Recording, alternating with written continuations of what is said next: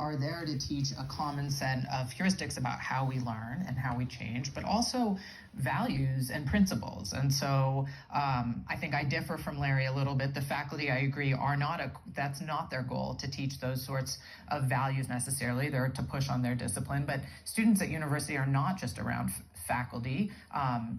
A third of our students work with our varsity athletes. They work with athletic coaches. Our students do productions. They're in plays and in other places, and they're learning how to interact with each other. They're learning how to have dialogue with each other. They're learning how to understand a point of view that's different from their own. And I think that is the ultimate purpose of a university. That ultimate purpose is academic excellence. And you get there by learning to have different viewpoints, to understand them, to weigh them, to put an argument together and decide where you ultimately stand on an issue.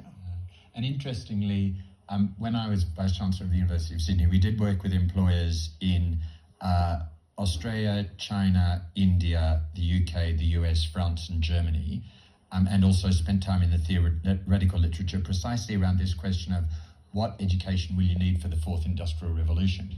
And interestingly, they all came back and said a deep grounding in a basic discipline, because you have to know something about something to know anything about anything, and it's the best way of teaching critical thinking and effective oral and written communication. A capacity to step outside your discipline in an interdisciplinary context, so a kind of T-shaped education. Cultural competence, and particularly an international perspective. Right. And of course, if you live in London, you don't need to get on a plane to need an international perspective. And finally, a capacity to bring that together, your discipline together in a team to collectively solve a problem. Yeah. And that sounds remarkably like what we've been trying to do for a long period of time.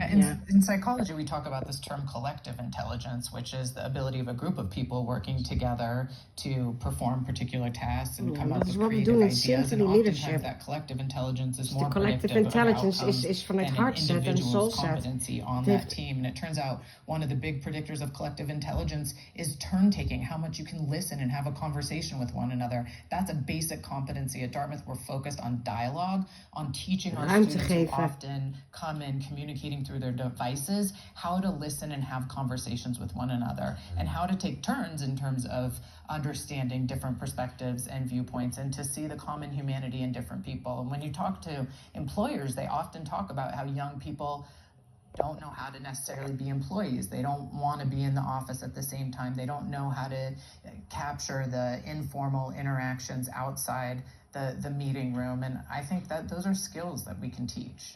I loved the survey that said that 75% of the students of a particular university wanted to be self-employed entrepreneurs when they graduated. And you just thought, who's going to work for them? Like, how are we preparing people to be employees? But I agree with you that that's not necessarily the job of the faculty, and that it then forces us to think about the purpose of institutions more broadly in terms of the types of skills and supplements we're giving them outside of the classroom. Daarom zijn wij begonnen 12 jaar geleden met Symphony Leadership Agency. European languages make a better distinction.